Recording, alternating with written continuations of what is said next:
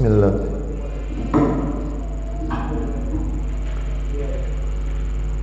Assalamualaikum warahmatullahi wabarakatuh.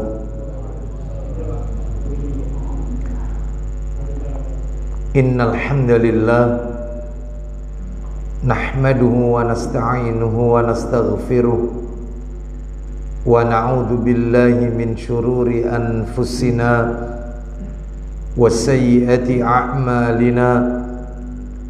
Man yahdihillahu fala mudilla lahu wa man yudlil fala hadiya lahu. Wa ashhadu an la ilaha illallah wahdahu la syarika lah. Wa ashhadu anna Muhammadan abduhu wa rasuluh. Ya ayyuhalladzina amanu taqullaha haqqa tuqatih wa la tamutunna illa wa antum muslimun. Amma ba'du, fa inna asdaqal hadisi kitabullah wa khairal hadi hadi Muhammadin sallallahu alaihi wasallam wa syarral umuri muhdatsatuha wa kullu muhdatsatin bid'ah wa kullu bid'atin dhalalah wa kulla dhalalatin finnar. Ikhwan wa akhwati fillah, bapak-bapak, ibu-ibu, kaum muslimin dan muslimah, jamaah majelis taklim musalla Saung Al-Iman yang semoga dimuliakan oleh Allah Subhanahu wa ta'ala. Tidak ada kata yang patut kita ucapkan di sore hari ini selain rasa syukur kita kepada Allah Tabaraka wa Ta'ala atas segala karunia nikmat yang telah Allah berikan kepada kita, yang tentunya kita tidak akan pernah mampu, tidak akan pernah bisa menghitung-hitung nikmat tersebut. Mulai kita bangun dari tidur sampai kita tidur kembali, bahkan tidur itu sendiri merupakan bagian dari karunia nikmat Allah yang wajib untuk kita syukuri. Allah Subhanahu wa ta'ala menegaskan di dalam ayatnya, wa in ta'uddu ni'matallahi la tuhsuha. Dan jika kalian menghitung-hitung nikmat Allah, maka tentu kalian tidak akan pernah mampu, tidak akan pernah bisa menghitung-hitung nikmat tersebut.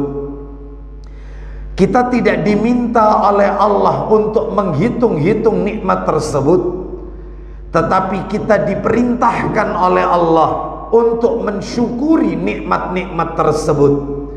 Allah Subhanahu wa ta'ala berjanji di dalam Al-Quran, bagi mereka yang pandai bersyukur, maka nikmatnya akan ditambah oleh Allah Subhanahu wa ta'ala.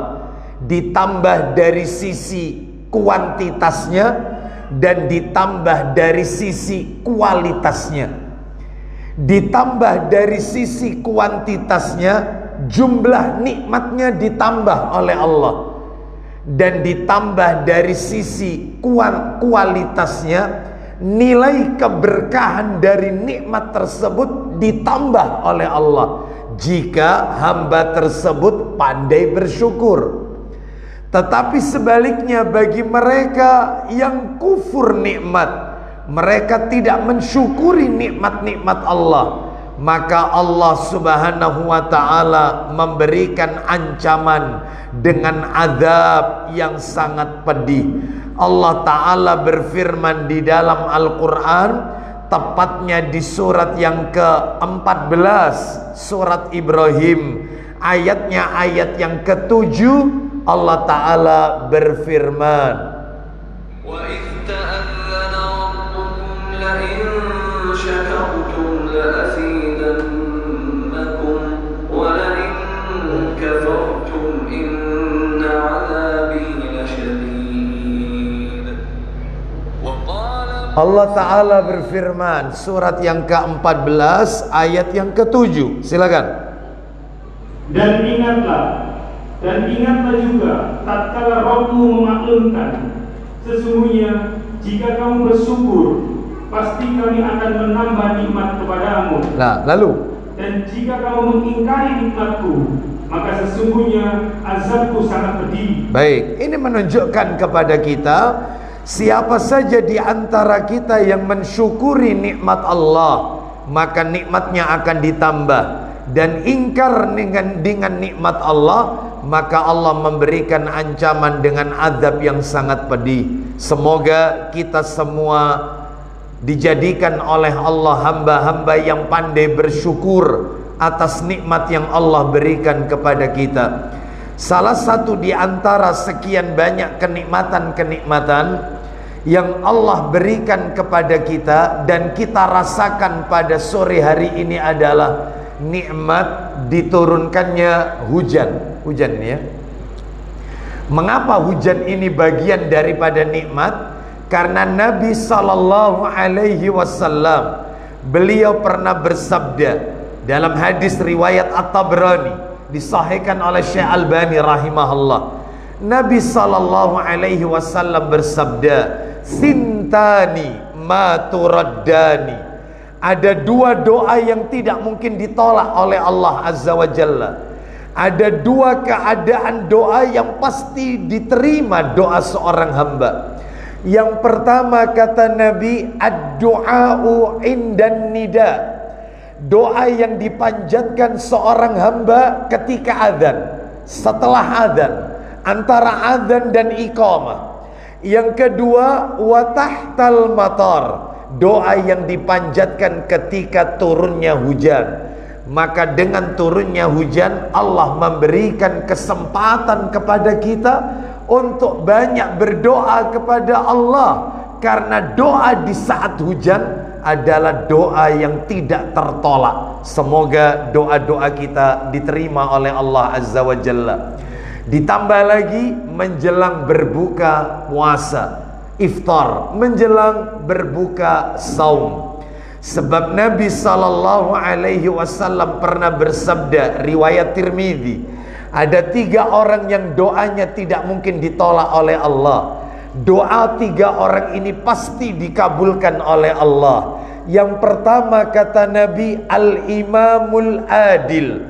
Doanya pemimpin yang adil. Yang kedua, wasaimu hina yuftir. Doanya orang yang berpuasa menjelang berbuka. Doanya orang-orang yang berbuka saat dia berpuasa, yaitu orang-orang yang berpuasa saat menjelang berbuka. Yang ketiga, wada'watul madlum. Doanya orang-orang yang terzalimi, doanya orang-orang yang teraniaya. Inilah 3 orang, doa 3 orang yang mustajab, yang diterima oleh Allah Azza wa Jalla. Sekali lagi, semoga doa-doa kita diterima oleh Allah Azza wa Jalla. Bapak Ibu kaum muslimin dan muslimah rahimani wa rahimakumullah. Sore hari ini saya diminta oleh Takmir Musalla Saum Al-Iman untuk menyampaikan tausiah menjelang berbuka, menjelang iftar. Dan untuk yang pertama kalinya saya berhadapan dengan ikhwan dan akhwat yang ada di Musalla Saum Al-Iman Pandaan. Adapun topik yang akan kami angkat ke permukaan adalah topik yang sifatnya tematik, alias topik yang tidak berurut, topik yang tidak berkesinambungan. Yang ingin kami angkat ke permukaan adalah yaitu tentang menggapai husnul khatimah. Bapak Ibu kaum muslimin dan muslimah rahimani wa rahimakumullah. Sebelum kami menyampaikan materi ini lebih jauh, maka sebagai kata pengantar atau muqaddimah, saya ingin mengatakan bahwa yang namanya husnul khatimah merupakan idaman bagi setiap orang, apalagi seorang muslim. Bahkan husnul khatimah ini adalah obsesi tertinggi bagi seorang mukmin ketika ajal menjemput. Bahkan orang-orang yang mendapatkan husnul khatimah, maka mereka akan mendapatkan kebahagiaan yang tiada tara ketika seorang hamba mampu memperoleh predikat tersebut. Namun Bapak Ibu sekalian, untuk mendapatkan husnul khatimah tidak semudah membalik tangan. Ternyata butuh upaya, butuh usaha lebih untuk mendapatkan predikat tertinggi yang Allah berikan kepada seorang hamba, yaitu husnul khatimah. Nabi SAW mengajarkan kepada kita beberapa doa. Di antara doa yang Nabi ajarkan kepada kita adalah doa yang diriwayatkan oleh An-Nasai. Bapak Ibu sekalian rahimani wa rahimakumullah, Nabi mengajarkan kepada kita doa agar tidak mati mengerikan. Apa itu isi doanya? Panjang doanya Bapak Ibu sekalian. Yang bisa kami sebutkan adalah, bunyi doa itu adalah, Allahumma inni a'udzubika minat taraddi wal hadmi wal gharaqi wal hariqa wa a'udzubika an yatakhabbatani syaitan indal maut wa a'udzubika an amuta fi sabilika mudbiran wa a'udzubika an amuta ladhighan. Yang artinya, ya Allah, sesungguhnya aku berlindung kepadamu dari kebinasaan terjatuh. Aku berlindung kepadamu dari kehancuran, tertimpa sesuatu, tenggelam, kebakaran. Dan aku berlindung kepadamu dari dirasuki syaitan pada saat mati. Aku berlindung kepadamu dari mati dalam keadaan berpaling dari jalanmu. Dan aku berlindung kepadamu dari mati dalam keadaan tersengat. Ini menunjukkan kepada kita, Nabi mengajarkan doa agar tidak mati mengerikan, alias agar kita diwafatkan oleh Allah dalam keadaan husnul khatimah. Bapak Ibu kaum muslimin dan muslimah rahimani wa rahimakumullah, bahkan kalau kita lihat perkataannya Syekh Abdul Aziz bin Baz rahimahullah, beliau mengajarkan kepada kita ada 3 doa yang jangan sampai kita tinggalkan saat kita sujud. Ada 3 doa yang kita minta kepada Allah yang jangan sampai kita tinggalkan saat kita sujud di dalam sholat. Apalagi waktu-waktu yang seperti ini, 10 hari yang terakhir, di mana kita yaitu disunnahkan untuk melakukan salat qiyamul lail. Sebab Nabi SAW beliau pernah bersabda, coba dibuka Sahih Bukhari nomor 29, Nabi bersabda, man yakum lailatal qadri imanan wahtisaban ghufira lahu ma taqaddama min dambihi. Silakan, dari Abu Hurairah radhiyallahu anhu. Posisi hadis ada di sebelah kanan, nomor 29. Silakan. Man yakum lailatal qadri. Silakan. Dari Abu Hurairah radhiyallahu anhu, ia berkata, Ya. Rasulullah SAW bersabda, Apa isi sabdanya? barang siapa melakukan sholat di malam qadar, Siapa yang mengerjakan sholat di malam qadar, karena iman dan ikhlas, maka niscaya diampuni Allah dosanya yang telah lalu. semoga Allah SWT mengampuni semua dosa-dosa kita. Kita dengarkan baik-baik perkataan Syekh Abdul Aziz bin Baz rahimahullah. Ada 3 doa yang jangan ditinggalkan, jangan sampai kita tinggalkan, kita lupakan saat kita sujud. Jangan. Apa itu? Yang pertama adalah minta diwafatkan dalam keadaan husnul khatimah. Doanya adalah Allahumma inni as'aluka husnal khatimah. Ini doa yang pertama. Jangan sampai kita lupakan pada saat sujud. Yang kedua, mintalah agar diberi kesempatan taubat sebelum ajal. Sebab apa? Sebab Nabi SAW beliau pernah bersabda, Innallaha azza wa jal la yaqbalu taubatal abdi ma lam yughargir. Sesungguhnya Allah azza wa jalla pasti menerima taubat seorang hamba sebelum ajalnya, sebelum nafasnya sampai di kerongkongan. Jadi kalau sudah sampai mendesak di kerongkongan, maka taubat ditutup oleh Allah. Nah, adapun lafaz doanya minta agar kita diberikan kesempatan taubat sebelum wafat.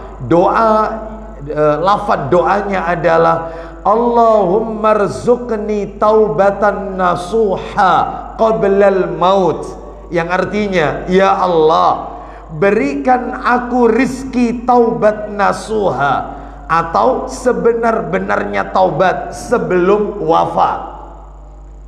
Berikan aku rizki berupa taubatan nasuha, taubat yang sebenar-benarnya sebelum aku wafat. Doa ini jangan pernah dilupakan saat kita sujud. Dan yang berikutnya Bapak Ibu sekalian, yang ketiga adalah doa agar kita diberi ketetapan oleh Allah istiqomah di atas agama Allah. Mintalah agar hati kita ditetapkan di atas agama Allah. Dan doa itu berbunyi, Allahumma ya muqallibal qulub tsabbit qalbi ala dinik, yang artinya, ya Allah, wahai zat pembolak balik hati, tetapkanlah hatiku pada agamamu. Jadi inilah 3 doa yang jangan sampai kita tinggalkan pada saat kita sujud. Salah satunya adalah doa agar diwafatkan dalam keadaan husnul khatimah. Baik Bapak Ibu, agar materi kita tertata dengan baik, tidak melebar kemana-mana, materi ini saya bagi menjadi 4 bagian supaya enak belajarnya urut. Ada 4 hal yang ingin kami sampaikan terkait dengan menggapai husnul khatimah. Yang pertama, definisi husnul khatimah. Apa artinya husnul khatimah? Yang kedua, Bapak Ibu sekalian, dalil-dalil yang terkait dengan husnul khatimah. Di mana dalilnya? Di mana dalil yang terkait dengan husnul khatimah? Ini yang kedua. Yang ketiga Bapak Ibu, yang ingin kami sampaikan adalah tanda-tanda husnul khatimah. Apa tandanya orang itu meninggal dalam keadaan husnul khatimah? Yang keempat, yang terakhir adalah, yang keempat yaitu nasihat para ulama terkait dengan husnul khatimah. Apa nasihat dari para ulama terkait dengan husnul khatimah? Sekarang kita akan bahas yang pertama lebih dahulu Bapak Ibu sekalian. Apa tadi yang pertama? Definisi. Definisi husnul khatimah.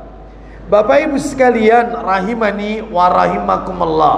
Menurut bahasa, menurut lughawi ya, menurut bahasa, kalau bahasa kerennya etimologi gitu ya. Menurut bahasa, husnul artinya baik, khatimah artinya akhir. Husnul khatimah akhir yang baik. Ini definisi secara bahasa. Adapun secara terminologi, definisi secara istilah syar'i, husnul khatimah artinya adalah, kata para alim ulama, Seseorang yang diberi oleh Allah hidayah taufik. Saya ulang. Seseorang yang diberi hidayah taufik oleh Allah Subhanahu wa ta'ala sebelum matinya.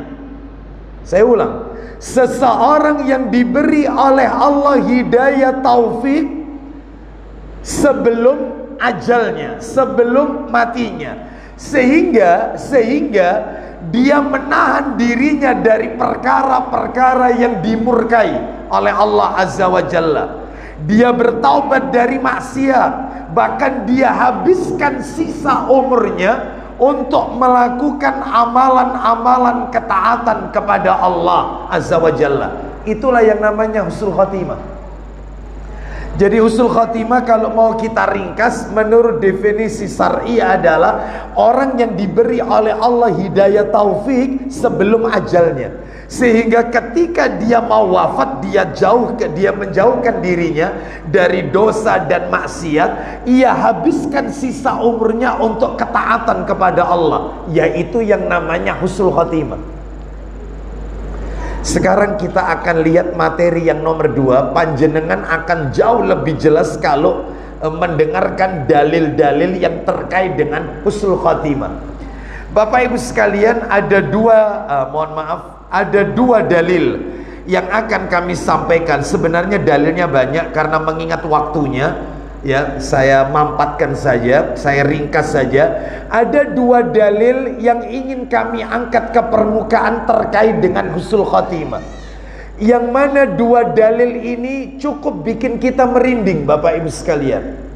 Dalil yang pertama, tolong dibantu dibuka kitab Shahih Targhib wa Tarhib. Bawa enggak? Jilid 6. Shahih Targhib wa Tarhib, nomornya 3357. 3357, riwayat Tirmidzi dan Al-Hakim dari sahabat Anas bin Malik radhiyallahu an, dia berkata, Nabi sallallahu alaihi wasallam bersabda. Ayo dibaca, silakan.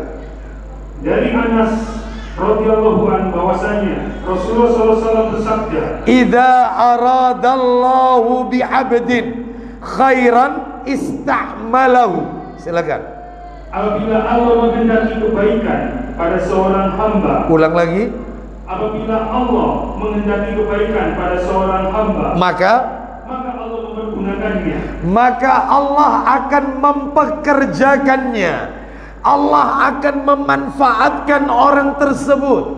Saya yakin jangankan kita, para sahabat aja bertanya kepada Nabi. Ketika kita mendengar kalimat, apabila Allah menghendaki kebaikan kepada seorang hamba, maka Allah akan mempekerjakannya, Allah akan memanfaatkan hamba itu. Pasti kita bingung, yang dimaksud dipekerjakan, dimanfaatkan oleh Allah itu apa maksudnya? Kita dengarkan. Faqila kaifa yasta'miluhu ya Rasulullah. Silakan. Ditanyakan pada beliau, apa pertanyaan salah seorang sahabat? Silakan. Bagaimana Allah menggunakannya? Bagaimana Allah mempekerjakan, memanfaatkan orang itu? Maksudnya apa? Orang itu dimanfaatkan, dipekerjakan oleh Allah. Maksudnya apa? Kita dengarkan. Qala, Nabi sallallahu alaihi wasallam menjawab, yuwaffiquhu li'amalin salihin qabla al-maut. Silakan. Beliau bersabda, silakan. Allah memberikan taufik kepadanya agar melakukan amal solih sebelum mati. Nah, yang dimaksud jika Allah menghendaki kebaikan kepada seorang hamba, maka Allah akan mempekerjakan orang itu. Maksudnya adalah Allah memberikan taufik, Allah memberikan hidayah taufik kepada hamba tersebut sebelum ajalnya, sehingga orang itu melakukan amal-amal saleh sebelum dia meninggal dunia. Yang dahulunya nggak pernah ke masjid, tiba-tiba rajin ke masjid. Yang dahulunya nggak pernah baca Al-Quran, tiba-tiba khatam setiap bulan sekali. Yang dahulunya tidak pernah tahajud, yang dahulunya tidak pernah sholat sunnah qobliyah ba'diyah, tiba-tiba istiqomah. yang dahulunya nggak pernah taklim, tiba-tiba ikut taklim kajian, aktif di majelis ilmu, maka Allah memberikan hidayah kepada orang ini sebelum ajalnya. Allah hendak mematikan orang ini mati dalam keadaan husnul khatimah, makanya dipekerjakan oleh Allah, dikasih hidayah. Makanya kalau kepingin tahu orang itu meninggal husnul khatimah, lihat kehidupannya sebulan 2 bulan sebelum dia meninggal. Itu aja dilihat. Bagaimana? Oh enggak Ustadz, Masya Allah ternyata tambah rajin ke masjid. Sebelumnya dia nggak pernah ke masjid. Sebelum meninggal itu Ustadz rajin ke masjid. Yaitu tandanya Allah menghendaki kebaikan. Yaitu yang namanya Allah memberikan hidayah taufik sebelum ajal. Ditunjukkan, diarahkan, dibimbing oleh Allah dalam amal-amal ketaatan. Mudah-mudahan kita semua selalu diberikan hidayah taufik oleh Allah Azza wa Jalla. Dan Bapak Ibu mohon maaf, kita tidak tahu hari ini apakah kita sedang dipekerjakan oleh Allah, sedang dimanfaatkan oleh Allah ataukah tidak. Yang tahu hanya Allah Azza wa Jalla. Ini yang pertama ini. Yang kedua sekarang, dalil kedua yang tidak kalah mengerikannya. Dalil yang kedua adalah dalil yang diriwayatkan oleh Ibnu Hibban dan Al-Hakim dalam kitab Sahih Targhib wa Tarhib, nomornya 3358. Satu nomor dari yang tadi. Silakan dibaca. Dari Amr bin Al-Hamid radhiyallahu an. Silakan. Dari Amr bin Al-Hamid radhiyallahu an, dia mengatakan. Silakan. Rasulullah SAW bersabda, "Idza ahabballahu 'abdan asalahu." Silakan. Apabila Allah mencintai seorang hamba. Ulang lagi. Apabila Allah mencintai seorang hamba, maka Allah akan membaguskan jati dirinya di tengah masyarakat bagaikan madu. Tuh, bagaikan madu. Ya, bingung lagi kita. Ya, bahasanya Nabi ini Masya Allah. Nabi mengatakan apabila Allah mencintai seorang hamba, maka Allah akan memperbagus jati diri orang tersebut di masyarakat bagaikan madu. Apa pertanyaan para sahabat? Qalu ma'asalahu ya Rasulullah. Silakan baca Pak Didi. Para sahabat bertanya, apa kata para sahabat kepada Nabi sallallahu alaihi wasallam? Apa yang dimaksud bagaikan madu, wahai Rasulullah? Apa yang Anda maksud orang itu yaitu mendapatkan bagaikan madu? Ya, apabila Allah mencintai seorang hamba, maka jati diri orang itu diperbagus oleh Allah di tengah masyarakat bagaikan madu. Maknanya apa? Qala, Nabi menjawab, yuwaffiqu amalan salihan baina yaday ajalihi hatta yarda anhu jiranuhu aw qala man haulahu. Silakan. Beliau menjawab, apa jawaban Nabi sallallahu alaihi wasallam? Allah memberikan taufik kepadanya. Ulang lagi. Allah memberikan taufik kepadanya untuk melakukan amal salih menjelang ajalnya. No. Allah memberikan hidayah kepada orang itu untuk melakukan amalan-amalan ketaatan kepada Allah sebelum ajal, sehingga tetangganya ridho kepadanya, sehingga orang-orang yang ada di sekitarnya senang. Ya Allah, wong solehin, ya, orang soleh orang ini dulu tidak kayak begini, tapi alhamdulillah, masya Allah akhlaknya luar biasa. No, sehingga semua orang senang, bahkan ketidakhadirannya dinanti oleh banyak orang. Semua orang ridho dengan orang ini karena akhlaknya bagus daripada sebelumnya. Padahal Allah hendak mewafatkan orang itu. Makanya bagaikan madu. Terus lanjut. Sehingga atau beliau bersabda, silakan. Sehingga orang yang di sekitarnya ridho kepadanya. Sehingga masyarakat yang ada di sekitar orang itu ridho, senang dengan orang itu karena akhlak budi pekertinya yang bagus. Masya Allah. Inilah yang dimaksud dengan husnul khatimah sesuai dengan definisinya tadi.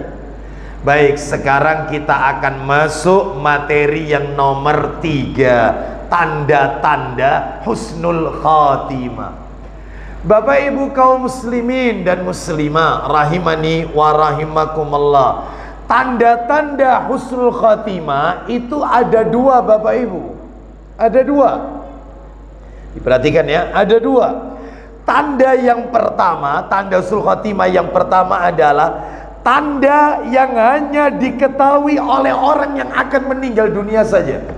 Orang lain nggak tahu, dia yang tahu. Saya ulang ya, saya ulang. Tanda husnul khotimah itu ada dua. Tanda yang pertama adalah tanda yang diketahui oleh seorang hamba yang sedang sakaratul maut. Dia yang tahu, orang lain tidak tahu. Dia tahu. Setiap kita pasti akan mengalami yang namanya sakaratul maut. Baik, setiap kita sakara, mabuk, maut, mati. Sakaratul maut, mabuknya mati.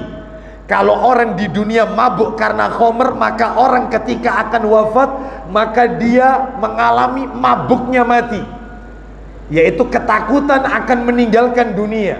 Sebagaimana disebutkan oleh Allah di dalam Al-Quranul Karim. Coba dibuka suratnya, yaitu di dalam Al-Quran. Suratnya surat nomor 75, surat Al-Qiyamah, surat yang ke-75 Al-Qiyamah. Ayatnya ayat yang ke 26 sampai 29. Al-Qiyamah 26 sampai 29. Allah Ta'ala berfirman,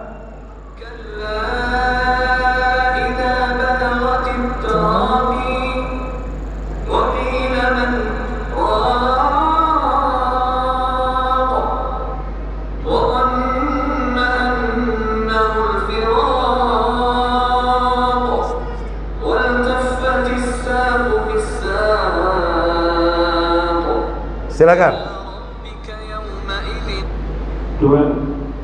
926. Iya. Sekali-kali jangan apabila nafas seseorang telah mendesak sampai ke kerongkongan. Apabila nafas seseorang sudah mendesak di kerongkongan. Lanjut. Dan dikatakan kepadanya, semua orang yang ada di sekitarnya, termasuk dokternya, apa kata mereka? siapakah yang dapat menyembuhkan? Dokternya sudah angkat tangan, semua peralatan medis sudah dikerahkan, semua keluarganya angkat tangan. Nggak ada ini yang menyembuhkan kecuali Allah. Lepas tangan sudah. Terus kemudian, dan dia yakin, nah dia yakin yang mau meninggal ini, silakan, bahwa sesungguhnya itulah waktu perpisahan dengan dunia. dia tahu kalau dia akan meninggalkan istri dan anak-anaknya. Dia tahu kalau hari itu adalah hari terakhir, Bapak Ibu sekalian. Sehingga tanda husnul khotimah yang pertama adalah diketahui oleh orang yang akan meninggal sendiri. Dan nanti saya sebutkan ayatnya. Terus kemudian bagaimana betisnya dan betis kiri? Dan bertaut betis kiri dan betis kanan. Betis kiri dan betis kanannya sudah mulai merapat bertaut. Disebutkan di dalam tafsir Ibnu Katsir oleh Al-Hafiz Ibnu Katsir rahimahullah, karena hebatnya penderitaan saat sakaratul maut, maka dia dan ketakutan akan meninggalkan dunia, maka bertaut betis kirinya dan betis kanannya, karena dia nggak mau meninggalkan dunia ini. Bapak Ibu sekalian, setiap orang pasti mengalami sakaratul maut. Dan kalau panjenengan bertanya tanda-tanda husnul khotimah, ada dua. Tanda yang pertama hanya diketahui oleh orang yang akan meninggal sendiri saat sakaratul maut. Nah, mana dalilnya? Kita dengarkan dalilnya. Allah Ta'ala berfirman bahwasanya orang-orang yang hampir meninggal dunia, sakaratul maut, Allah berikan kabar gembira bagi mereka-mereka yang beriman. Coba dibuka surat 41 Fussilat, surat 41 Fussilat, ayatnya 30. Fussilat ayat 30. Allah Ta'ala berfirman, Innalladzina qalu rabbuna Allah tsumma istaqamu tatanazzalu 'alaihimul malaikatu alla takhafu wa la tahzanu wa abshiru bil وأبشروا بالجنة التي كنتم توعدون. silakan. Sesungguhnya orang-orang yang mengatakan, silakan, Rabb kami ialah Allah. Rabb kami adalah Allah. Dan mereka, kemudian mereka meneguhkan pendirian mereka. Mereka istiqomah dengan keyakinan, dengan akidah mereka. dengan tauhidnya. Terus maka malaikat akan turun kepada mereka dengan mengatakan, apa kata malaikat kepada orang yang akan meninggal dunia ini? Silakan. jangan kamu takut, Jangan takut. Terus janganlah merasa sedih, gak usah sedih. Lanjut. dan gembirakanlah mereka dengan jannah Terus yang telah dijanjikan Allah kepadamu. Bapak Ibu sekalian rahimani wa rahimakumullah, disebutkan di dalam tafsir Ibnu Katsir di juz yang kelima halaman 211. Ayat ini surat Fussilat ayat 30 ini dibaca oleh malaikat di 3 keadaan. Saya ulang, nanti bisa dicek dalam tafsir Ibnu Katsir. Surat ini Fussilat ayat 30 diucapkan oleh malaikat 3 keadaan. Keadaan yang pertama adalah saat sakaratul maut. Malaikat membacakan ayat ini. Innal ladzina qalu rabbunallahu tsumma istaqamu tatanazzalu alaihimul malaika alla takhafu wa la tahzanu wa abshiru bil jannati allati kuntum tu'adun. Sakaratul maut dibacakan oleh malaikat. Gak usah sedih, gak usah takut, dan bergembira dengan surga yang telah Allah janjikan. Itu disebutkan. Yang kedua, saat hamba tersebut dibangkitkan dari kubur nanti di akhirat, di hari kiamat kala, hari berbangkit. Pada saat dia dibangkitkan, malaikat mengucapkan lagi doa ini. Mohon maaf, ayat ini. Gak usah takut, gak usah sedih, bergembira dengan janji Allah, yaitu dengan surga yang telah Allah janjikan. Yang ketiga, ayat ini dibaca lagi oleh malaikat saat dia memasuki, yaitu ketika akan memasuki surga Allah Azza wa Jalla. Maka dibacakan oleh malaikat lagi. Gak usah sedih, gak usah takut. Ini disebutkan di dalam tafsir Ibnu Katsir di juz yang kelima. Ada. Baik, silakan dibaca dari Zaid bin Aslam. Betul? Langsung. Tafsir Ibnu Katsir. Ya, lanjut. Maka malaikat akan turun kepada mereka. Ya. Mujahid, As-Sadi, Zaid bin Aslam dan anaknya mengatakan bahwa yang dimaksud ialah di saat mereka menjelang kematiannya, Nasa. Terus para malaikat itu turun kepada mereka dengan mengatakan, janganlah kamu merasa takut. Terus Yaitu Mujahid, Ikrimah dan Zaid bin Aslam mengatakan bahwa makna yang dimaksud ialah janganlah kamu takut dalam menghadapi kehidupan masa mendatang di akhirat. Nah, terus Dan janganlah kamu merasa sedih terhadap urusan dunia yang kamu tinggalkan. Nah, gak usah sedih dari apa yang kau tinggalkan, istrimu, anakmu, suamimu. Gak usah sedih. Lanjut. Seperti urusan anak, keluarga, harta benda, dan utang. Terus Karena sesungguhnya kami akan mengganti kamu dalam mengurusnya. teruskan. Dan bergembiralah kamu dengan memperoleh surga yang telah dijanjikan Allah. Belum poinnya. Teruskan. Para malaikat menyampaikan berita gembira kepada mereka akan lenyapnya semua keburukan dan akan memperoleh semua kebaikan. Teruskan. Hal ini sebagaimana disebutkan di dalam hadis Al-Bara radhiyallahu anhu yang mengatakan bahwa sesungguhnya para malaikat berkata kepada ruh orang mukmin, keluarlah engkau, hai jiwa yang baik. Stop. Panjang sekali penjelasannya. Nanti Bapak Ibu akan temukan keterangan dalam tafsir Mukatsir. Disampaikan dalam 3 keadaan saat sakaratul maut, ketika di alam kubur, mohon maaf, yaitu pada saat berbangkit, dan pada saat yaitu berada akan memasuki surganya Allah Azza wa Jalla. Baik, kita lanjutkan. Berarti ini tanda yang pertama. Yang tahu dia yang mau meninggal dunia. Orang-orang yang ada di sekitarnya tidak tahu. Dia yang tahu. Orang-orang yang beriman. Dan mudah-mudahan Allah wafatkan kita dalam keadaan husnul khatimah. Yang nomor 2 Bapak Ibu sekalian. Nah, kalau yang nomor 2 ini adalah tanda yang diketahui oleh orang-orang yang ada di sekitarnya, diketahui oleh orang lain. Jadi mereka yang datang itu tahu kalau orang ini meninggal dalam keadaan husnul khatimah. Itu Nabi SAW sudah sebutkan tanda-tandanya. Ada 14 tanda Bapak Ibu sekalian. Orang itu mati dalam keadaan husnul khatimah. Cuman yang tahu orang lain. Orang lain bisa mengetahui, oh, meninggal husnul khatimah ini, meninggal dalam keadaan baik. Kenapa? Karena lihat zahirnya, karena lihat daripada tampakan tampilan luarnya. Nah, tanda-tandanya jelas seperti yang Nabi sebutkan. Nah, itu ya. Kalau yang nomor 1 tadi, tandanya diketahui oleh orang yang mau meninggal saja, orangnya sendiri. sedangkan orang lain tidak tahu. Sedangkan yang kedua, orang lain yang tahu. Apa itu tandanya? Ada 14. Yang pertama, singkat aja ya, saya sebutkan satu persatu aja, langsung tanpa yaitu kita buka dalilnya ya, karena mengingat waktunya. Yang pertama Bapak Ibu sekalian adalah orang yang ketika meninggal dunia, saat mau meninggal, sakaratul maut, mengucapkan kalimat tauhid, la ilaha illallah. Orang yang mau meninggal dunia mengucapkan kalimat tauhid, ini tanda usul khotimah. Dalilnya adalah riwayat Abu Dawud. Nabi SAW bersabda, man kana akhiru kalamihi la ilaha illallah dakhalal jannah. Barang siapa yang akhir perkataannya kalimat la ilaha illallah, maka masuk surga.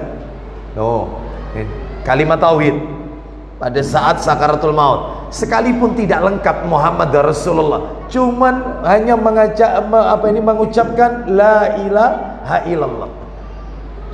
Bapak Ibu sekalian, termasuk mu'allaf yang masuk Islam. Ketika dia mau masuk Islam, maka tidak perlu lengkap masuk Islam. Misalnya dia mengatakan, yaitu asyhadu an la ilaha illallah, atau dia mengatakan la ilaha illallah, selesai masuk Islam. Meskipun tanpa wa asyhadu anna Muhammad Rasulullah. Kenapa? Karena di dalam kalimat la ilaha illallah sudah terkandung Muhammad Rasulullah. Konsekuensinya di situ. Ustadz nggak bisa ngomong bahasa Arab Ustadz, karena maklum Ustadz ini mu'allaf Ustadz. Dia nggak pernah baca yaitu Al-Quran atau baca hadis Nabi, sehingga dia mampunya bahasa Indonesia. Tidak ada Tuhan selain Allah, masuk Islam. Ya, Ustadz bisa tapi tidak fasih. Asyhadu an la ilaha illallah wa asyhadu anna bukan hak tapi hak. Ya, bukan hak tapi hak. Muhammad Rasul, kan nggak benar ini, yang benar kan Muhammad Rasulullah, nggak fasih, masuk Islam. Sebab ada seseorang itu ketika ada orang mau masuk Islam, si ustadz pembimbingnya yaitu tetap menekankan harus fasih. Wa asyhadu anna Muhammad hak bukan hak. Ini orang yang mau masuk Islam pasti dalam hati canggih mlebu Islam ini ya. Angel mau Islam ini ya, orang sudah nggak usah masuk Islam ya, meskipun bahasa Indonesia nggak apa-apa. Saya bersaksi bahwasanya tidak ada ilah yang berhak diibadahi dengan benar kecuali Allah, masuk Islam. Termasuk ini kalau sudah, yaitu orang yang mau meninggal dunia mengucapkan la ilaha illallah, maka sudah cukup. Tidak perlu kemudian terus keluarganya mendengung-dengungkan kalimat tauhid, nggak perlu, apalagi diganti. Ustadz khawatirnya nanti nggak nyampe, Ustadz terlalu panjang, makanya saya ajarkan Allah, ayo nyebut Allah. Salah, yang benar adalah la ilaha illallah. Buka Sahih Muslim, nomornya 853, buka Muslim 853 863 atau 864, posisinya sebelah kiri, tempatnya agak ke atas ya. 864 ya, atas sendiri ya. Silakan dibaca Pak Didi. Talqin. Ya, talqin, silakan. Dari Abu Sa'id Al-Khudri radhiyallahu anhu, ia berkata, ya, Rasulullah SAW bersabda, isinya ajarkanlah kepada orang-orangmu yang hampir meninggal. Ulang lagi, ajarkanlah Kepada orang-orang kamu yang hampir meninggal, ya, membaca kalimat la ilaha illallah. Loh, Nabi sendiri yang mengajarkan. Ajarkan kepada orang-orang di antara kalian yang mau meninggal, hampir meninggal, kalimat la ilaha illallah. Bukan Yasin, bukan. Ya, bukan Allah, bukan, tetapi la ilaha illallah. Ya, baik, seperti itu. Dan kalau sudah membaca la ilaha illallah, maka sudah tidak perlu diulang-ulang lagi, sudah cukup, itu sudah mewakili.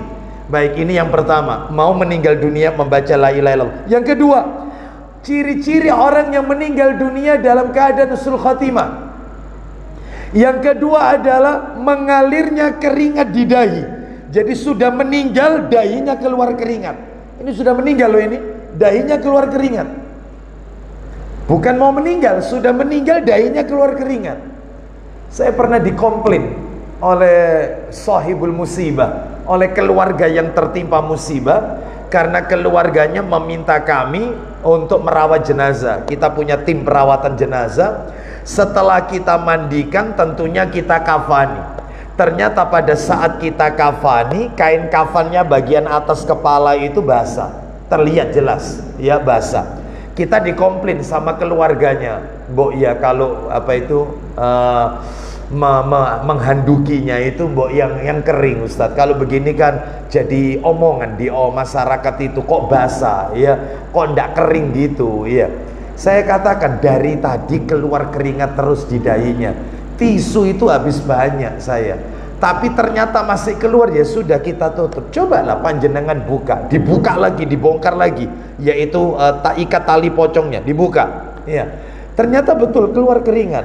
Dan Bapak Ibu harus tahu, tanda orang meninggal seperti ini, kata Nabi, al-mu'minu yamutu bi'araqil jabin. Orang mukmin itu akan meninggal dengan keringat yang ada di dahinya, itu meninggal dengan tanda-tanda kebaikan, kata Nabi. Dan hadis ini riwayat Tirmidzi, nomor hadisnya 982 dalam kitab Sunan Tirmidzi.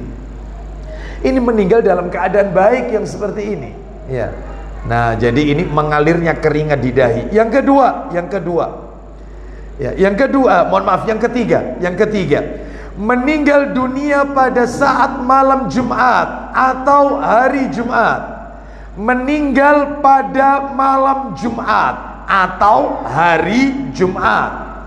Mana dalilnya? Dalilnya riwayat Tirmidzi lagi, dalam Sunan Tirmidzi, nomornya 1074. Bersumber dari sahabat Abdullah bin Amr bin Al-As radhiyallahu an, dia berkata, Nabi sallallahu alaihi wasallam bersabda, "Ma min muslimin yamutu yaumal jumu'ah aw lailatal jumu'ah illa waqahu Allahu fitnatal qabr." Tidaklah orang Islam yang meninggal pada hari Jumat atau malam Jumat. Ya? Sudah, coba dibaca 1074, silakan, dari Abdullah bin Amr. Dari Abdullah bin Amr, ia berkata, ya, Rasulullah SAW bersabda, isinya, orang Islam yang mati pada hari atau malam Jumat akan dijaga oleh Allah dari fitnah kubur. Ada fitnah kubur, ada azab kubur. Ketika kita sholat, setelah tasyahud, setelah tahiyat, setelah membaca innaka hamidum majid, Nabi mengajarkan doa kepada kita, berlindung kepada Allah dengan 4 hal. Berlindung kepada Allah dari 4 perkara. Allahumma inni a'udzubika min adabi jahannam, wa min adabil qabri, adab kubur, wa min fitnatil mahya wal mamat, fitnah hidup dan fitnah mati, wa min syarri fitnatil masihid dajjal, dari fitnah al-masih ad-dajjal. 4 perkara kita berlindung kepada Allah. Ada fitnah kubur, ada azab kubur. Orang yang mendapatkan fitnah kubur belum tentu mendapat azab kubur. Tetapi orang yang mendapatkan azab kubur sudah bisa dipastikan orang itu telah melewati fitnah kubur. Orang yang difitnah belum tentu dapat azab. Orang yang mendapatkan azab pasti mendapatkan fitnah. Apa itu fitnah kubur? Pertanyaan kubur oleh malaikat-malaikat penanya kubur, Munkar Nakir. Itu namanya fitnah kubur. Sedangkan azab kubur, siksa kubur. Orang yang ditanya belum tentu mendapatkan siksa, tetapi orang yang disiksa dalam kuburnya pasti telah melewati pertanyaan kubur dan dia tidak bisa menjawab pertanyaan itu. Orang mati malam Jumat dan hari Jumat atau hari Jumat, maka dia mendapatkan kenikmatan terjaga dari fitnah kubur. Artinya dia diberi kemudahan oleh Allah untuk bisa menjawab pertanyaan-pertanyaan kubur. Dimudahkan. Marrabbuka rabbiyallah, wa madinuka, apa agamamu, dinil Islam, man nabiyuka, siapa nabimu, Muhammad sallallahu alaihi wasallam. Dia bisa menjawab pertanyaan itu. Baik, ini yang ketiga. 4, mati syahid di medan perang. Matinya mati syahid di medan perang. Mati syahid di medan perang. Coba minta tolong dibuka Tirmidzi yang sudah di-download. Antum bawa downloadannya. Nomor 1663, 1663. Cepat dikit. Tirmidzi 1663 dari Miqdam bin Mahdi Karib radhiyallahu an. Dia berkata, Rasulullah SAW bersabda, "Lisyahidi indallahi sittu khisalin." Silakan. Dari Al-Miqdam bin Mahdi Karib, ia berkata, Iya. Rasulullah SAW bersabda, Isinya, bagi orang yang mati syahid itu di sisi Allah ada 6 balasan. 6 balasan. Apa saja itu 6 perkara? 1, akan diampuni baginya dosa-dosanya sejak pertama kali cucuran darahnya keluar. yughfaru lahu fi awwali duf'atin. Diampuni semua dosa-dosanya semenjak cucuran darahnya itu keluar. Ini yang pertama ini. Yang kedua, Ia akan melihat tempatnya di surga. dia tahu tempatnya pasti di surga. Allah sudah tunjukkan. Ya. Terus yang nomor 3, Ia akan diselamatkan dari siksa kubur dan kedahsyatan yang besar pada hari kiamat. dia akan diselamatkan dari siksa kubur dan dahsyatnya hari kiamat. Yang keempat, Akan diletakkan di atas kepalanya mahkota kewibawaan. stop. Akan diberi oleh Allah mahkota kewibawaan. Yang mahkota itu terbuat dari yakut. Lanjut. Satu yakut pada mahkota tersebut lebih baik daripada dunia dan apa yang ada di dalamnya. Masya Allah, satu batu yakut yang ada di kepalanya lebih baik daripada dunia beserta seluruh isinya. Nomor 5, Ia akan dinikahkan dengan 72 istri yang berupa dari jenis bidadari. Masya Allah, dapat bidadari surga 72. Dapat satu saja, alhamdulillah. Ini 72. Ya. Baik, lanjut. Yang keenam, Ia akan diterima syafaatnya untuk 70 orang keluarganya. dia bisa ngasih syafaat 70 orang keluarganya. Dia bisa membantu menolong keluarganya sebanyak 70 orang dari keluarganya untuk dimasukkan ke surga. Ini menunjukkan keistimewaan orang mati syahid yang berperang di jalan Allah, gugur saat berada di medan peperangan. Alhamdulillah. Jadi Bapak Ibu dan syahid seperti ini disebut dengan syahid ma'rokah. Apa itu syahid ma'rokah? Syahid yang mati di medan peperangan, dan ketika matinya yaitu tidak dimandikan, tidak dikafani, dan boleh tidak disolati. Boleh tidak disolati, langsung dikuburkan saja dengan bajunya yang bersimbah darah, seperti paman Nabi yang bernama Hamzah bin Abdul Muttalib radhiyallahu anhu, yang wafat pada saat perang Uhud, yang jantungnya dimakan oleh Hindun, yang ujung-ujungnya Hindun bersama suaminya Abu Sofyan masuk Islam. Masuk Islam. Hindun ini ujung-ujungnya masuk Islam, padahal dia telah membunuh pamannya Nabi sallallahu alaihi wasallam. Masuk Islam. Dan dia pernah bertanya kepada Nabi. Mungkin panjenengan pernah dengar hadis ini. Wahai Rasulullah, suamiku Abu Sofyan itu pelit. Boleh nggak aku ngambil uang suamiku tanpa seizin dia? Kata Nabi, boleh, asalkan untuk kebutuhan pokokmu. Yaitu yang bertanya Hindun. Ya, ini wanita ini. Hindun bersama suaminya masuk Islam. Ya, dan tobatnya diterima oleh Allah Azza wa Jalla. Kita lanjutkan yang nomor 5. Nomor 5, 5, 6 sampai 11. Dalilnya jadi satu. Tanda-tanda husnul khotimah 5 sampai 11. Yang nomor 5, mati karena terserang penyakit taun. Taun, al-mat'un, penyakit taun. Taun, ulama beda pendapat. Ada yang mengatakan taun adalah lepra, ada yang mengatakan taun itu penyakit yang sedang mewabah, pandemi, yang banyak orang meninggal karena penyakit itu. Sebagian ulama, yaitu sebagian dai, ustadz-ustadz kita, ada yang mengatakan COVID-19 ini adalah bagian dari taun, ya, karena banyak yang meninggal. Tapi sebagian yang lain mengatakan kalau memang itu adalah corona itu adalah taun. Padahal Nabi SAW pernah mengatakan bahwasanya kota Mekah dan Madinah tidak mungkin bisa dimasuki oleh penyakit taun. Ternyata corona juga masuk juga ke Mekah dan Madinah. Apakah ini juga masuk kategori taun? Taib, saya tidak membahas itu.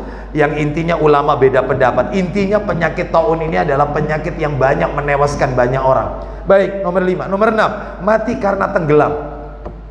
Al-Ghariq, matinya karena tenggelam. Nah, tapi jangan tidak bisa renang, kemudian ada di bibir kolam renang, bismillahirrahmanirrahim.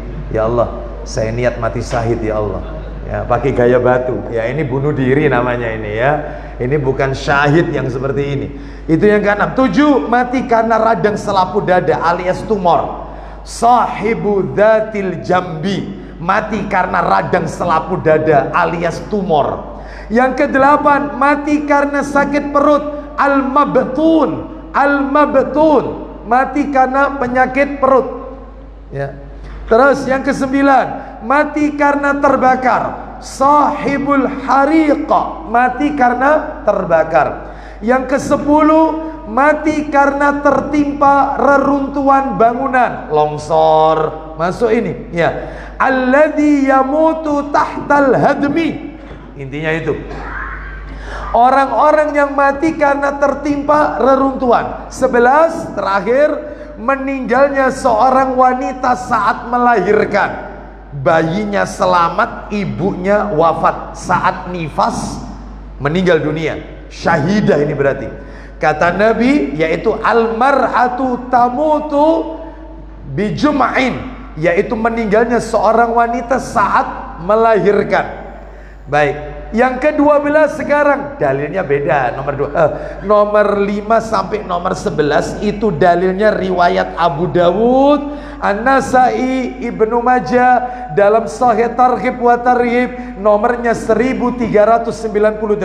Sekarang yang nomor 12. Yang nomor 12 adalah mati terjangkit TBC.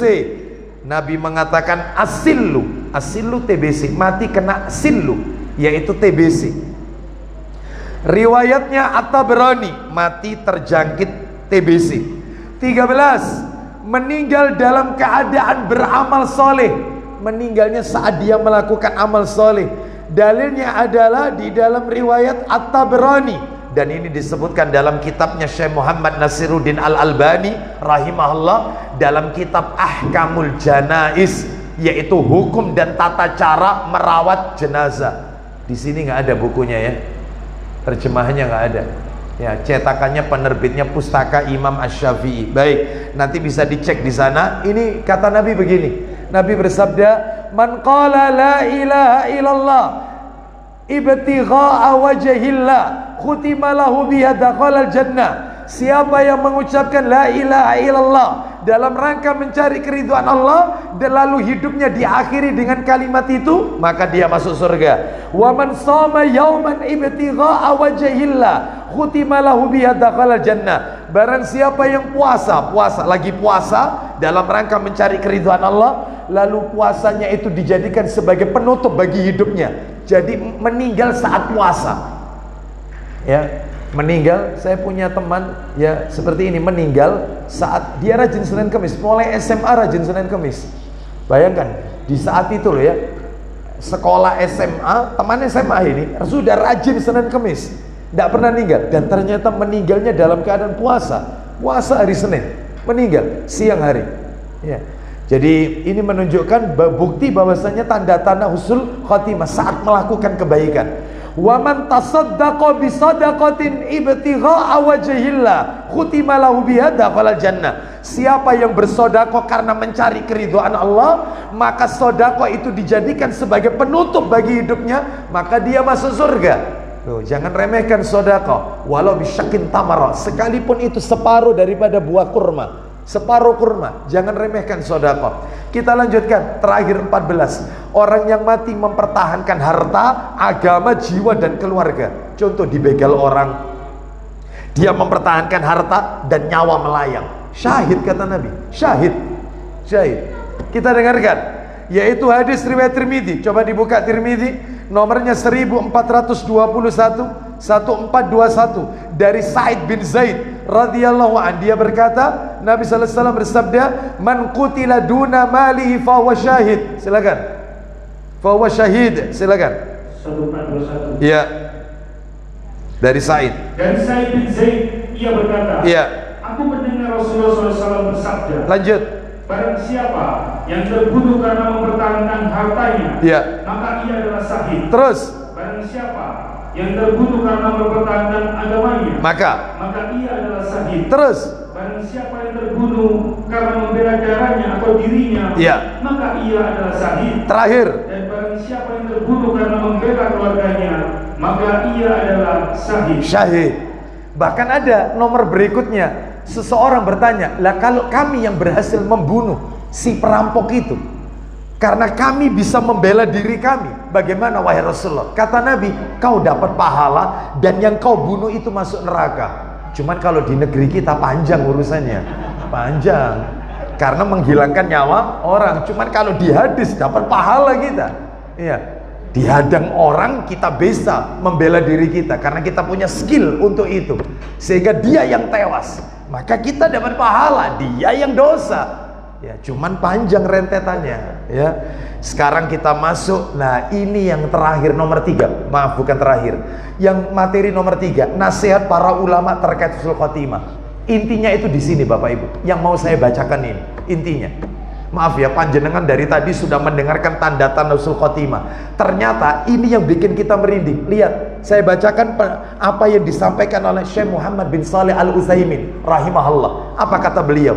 Saya nukil dari kitab yaitu Fatawa Nur ala Darb, ya, Fatawa Nur ala Darbi, fatwa Syekh Utsaimin rahimahullah. Beliau mengatakan demikian, laisal maqsudu min husnil khatimah anta muta wa anta fil masjid au ala sajjadatis salah au tamuta wal mushaf baina yadaik.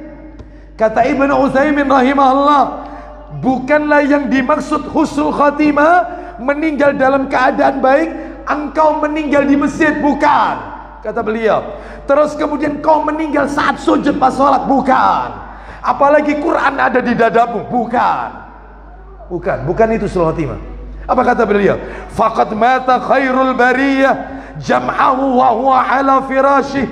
Telah wafat manusia terbaik di muka bumi ini, Muhammad sallallahu alaihi wasallam. Matinya di atas tempat tidur, bukan di masjid, bukan hari Jumat. Nabi tidak mati di hari Jumat, Nabi tidak mati di masjid, Nabi tidak wafat saat Quran ada di dada. Tidak.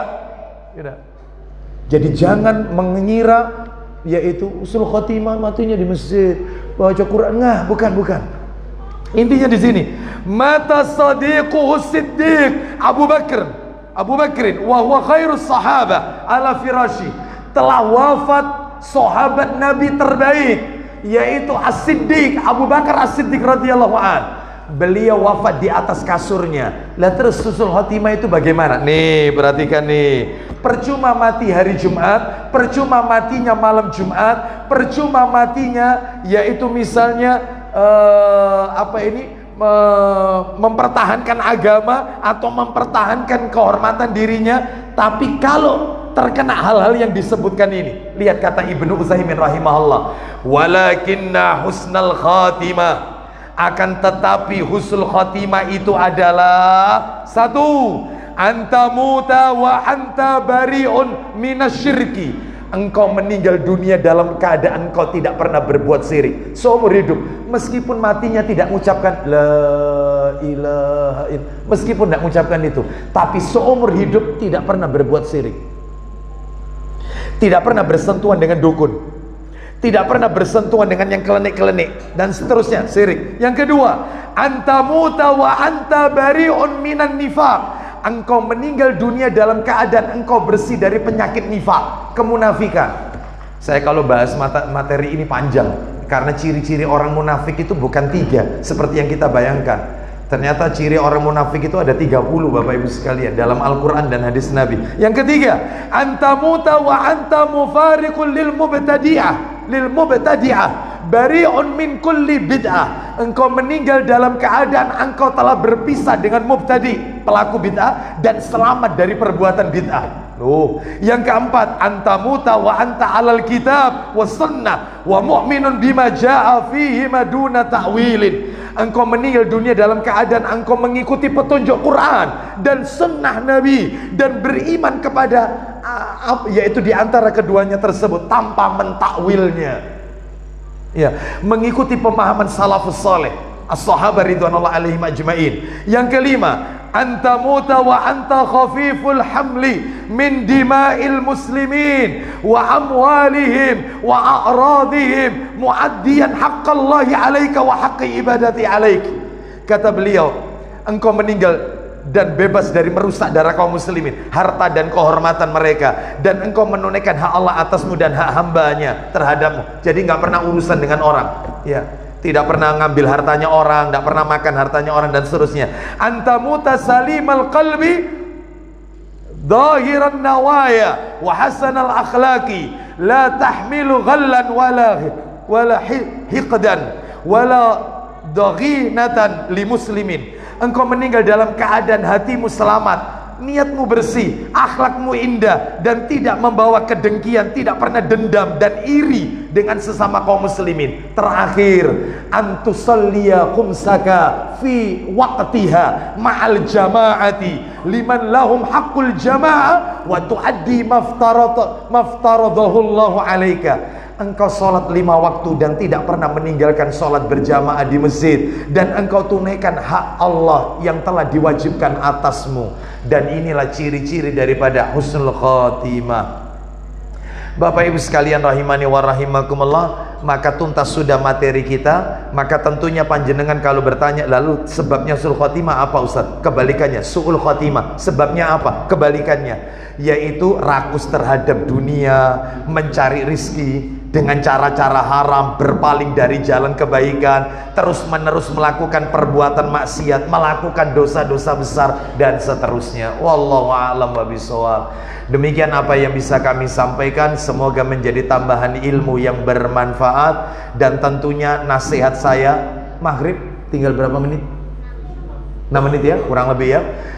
Terakhir yang bisa kami sampaikan, mudah-mudahan nasihat saya ini manfaat untuk saya khususnya ya, dan kepada panjenengan mohon diperhatikan. Saya akan nukilkan perkataannya Al-Imam Ibnul Jauzi rahimahullah. Apa kata beliau? Innal khayla idza syarafat nihayatal midmar, seekor kuda pacu jika sudah mendekati garis finish, badalat qusara juhdiha litafuza bisiwagi, maka kuda pacu itu akan mengerahkan seluruh tenaganya untuk memenangkan perlombaan. Lihat kuda pacu, semakin mendekati garis finish nggak mungkin semakin melemah larinya, maka semakin kencang karena dia harus memenangkan perlombaan. Maka kata Ibnul Jauzi rahimahullah, fala takunil khailu aftana minka, jangan sampai kuda pacu itu menjadi lebih cerdas dari dirimu. Kenapa? Fa innamal a'malu bil khawatim, karena sesungguhnya amalan itu dilihat tergantung pada penutupnya, akhirnya.